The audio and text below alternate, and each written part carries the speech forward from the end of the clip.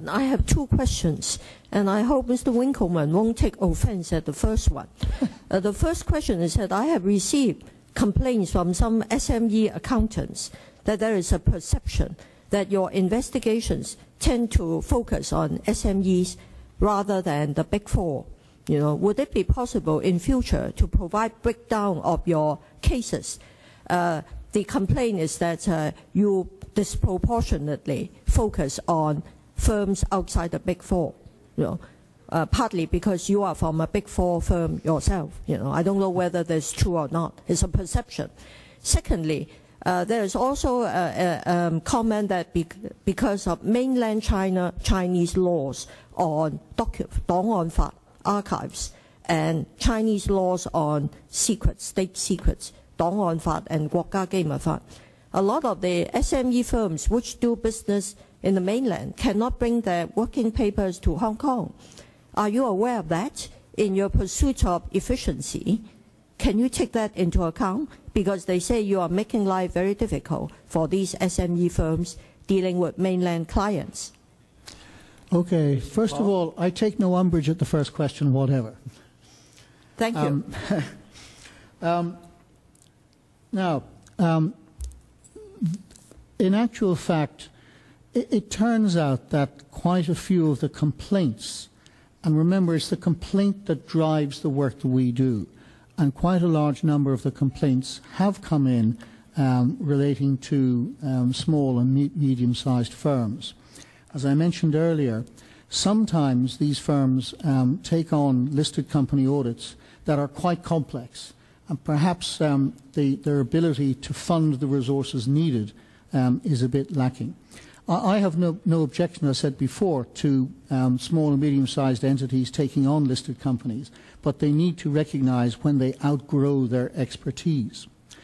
We do not avoid taking action on the Big Four. If a complaint comes in against the Big Four, and 113 of them did last year, we rigorously pursue each and every complaint. The Big Four do not get any special treatment at any stage from us. They are perhaps slightly better able to respond to our queries because they have quite a large general counsel and internal technical departments that are used to dealing with complaints from regulators, including ourselves. So if you take out the anomaly of those complaints I mentioned earlier on, small-size accounting firms of 5 or less partners or directors accounted for 19% of our pursuable complaints last year. 50% related to medium-sized accounting firms with 6 or more partners, and 31% applied to Big Four accounting firms. But remember, it is the accounting treatment that is important firstly, and the large firms that the Big Four audit tend to be better able to deal with their accounting treatments than some of the less well-organized listed companies. Therefore, complaints come in on the less well-organized listed companies. This is not to do with us targeting anybody. We respond solely to the complaints that come in and deal with each and every complaint. We do not target to review any size of audit firm, and we never will. In terms of the access to working papers, yes, I am more than aware of it. I've spent quite a lot of time meeting with the Ministry of Finance in China during the last year, trying to get them to agree a memorandum of understanding with us on access to working papers in China.